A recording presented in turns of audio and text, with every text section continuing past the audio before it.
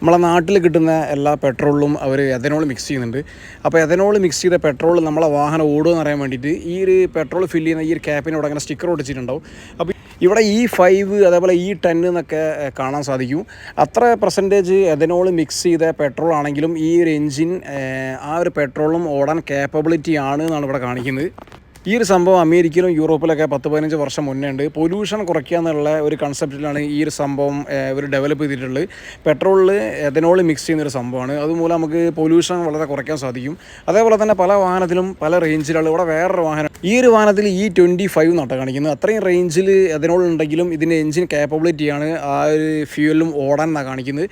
ഇതുകൂടാതെ ചില വാഹനത്തിൽ അവർ ഫ്യൂവൽ ക്വാണ്ടിറ്റി സെൻസറൊക്കെ ഉപയോഗിക്കുന്നുണ്ട്. അതേപോലെ O2 സെൻസറൊക്കെ ഉപയോഗിച്ചിട്ട് ഈ വാഹനത്തിൽ എത്ര ശതമാനം എഥനോൾ ഉണ്ടെന്ന് അത് ഓട്ടോമാറ്റിക്കലി സെൻസ് ചെയ്യുന്നുണ്ട്. ചില വാഹനത്തിൽ എഥനോളുള്ള ഫ്യൂവലാണെന്ന് മനസ്സിലാക്കി കഴിഞ്ഞിട്ടുണ്ടെങ്കിൽ അതിൻ്റെ ECM, air fuel ratio, timing advance, റിട്ടാർഡൊക്കെ ഓട്ടോമാറ്റിക്കലി അഡ്ജസ്റ്റ് ചെയ്തിട്ട് നമ്മളെ വാഹനത്തിനെ മെരുക്കിയെടുക്കും.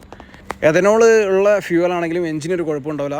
ഈ സ്റ്റിക്കറൊന്നും ഇല്ലാത്ത വാഹനത്തിലാണ് എഥനോളുള്ള ഫ്യൂവൽ ഒഴിച്ചിട്ടുള്ളത്. ചില 8ൻ്റെ പണിയാട്ടോ വരാൻ പോകുന്നത്. ഒരുപാട് പഴയ വാഹനങ്ങൾക്ക് 8ൻ്റെ പണി വരും.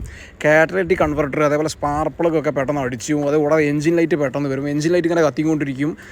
വാഹനത്തിന് പവർ കുറയും. അതേപോലെ തന്നെ കോൾഡ് സ്റ്റാർട്ടിങ്ങിൽ പ്രശ്നം വരും. അതേപോലെ തന്നെ മൈലേജ് ഷോർട്ട് വരും. ഇത്തരം പ്രശ്നങ്ങളൊക്കെ ഫേസ് ചെയ്യാൻ പോവുകയാണ്.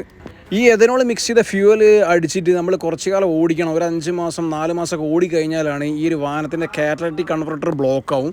അതുകൂടാതെ O2 സെൻസറിൻ്റെ ലൈറ്റ്, ഇങ്ങനെ പല ലൈറ്റുകളും ബ്ലിങ്ക് ചെയ്യാൻ തുടങ്ങും. വാഹനത്തിന് പവർ കുറയും. സാവധാനമാണ് ഈ ഒരു പ്രശ്നം. ബൈക്കായാലും അതേപോലെ കാറായാലും ഒക്കെ പണി വരും. സാവധാനത്തിലിരിക്കും ഈ ഒരു പണി വരിക. ഇടയ്ക്ക് മിസ് ഫയർ, ഇടയ്ക്ക് പവർ കുറവ്, ഇത്തരം പ്രശ്നങ്ങൾ ഇങ്ങനെ വന്നുകൊണ്ടിരിക്കും. അപ്പോൾ അത് ഫ്യൂവലിൻ്റെ പ്രശ്നമാണെന്ന് ശരിക്കും ഇപ്പോൾ ഐഡൻറ്റിഫൈ ചെയ്യാൻ കഴിയില്ല. അങ്ങനെ ഒരു പ്രശ്നം വരും. മെക്കാനിക്കിനൊക്കെ ഭയങ്കര ബുദ്ധിമുട്ടായിരിക്കും ഈ ഒരു സംഭവം ഐഡൻറ്റിഫൈ ചെയ്തെടുക്കാൻ. കാരണം ഈ ഒരു ഫ്യൂവലിൻ്റെ പ്രശ്നം കൊണ്ട് നല്ല മൈലേജ് കിട്ടുന്ന ബൈക്കിനും കാറിനൊക്കെ ചെറിയ മൈലേജ് ഷോർട്ടൊക്കെ വരും. അപ്പോൾ എല്ലാവരും ശ്രദ്ധിക്കുക.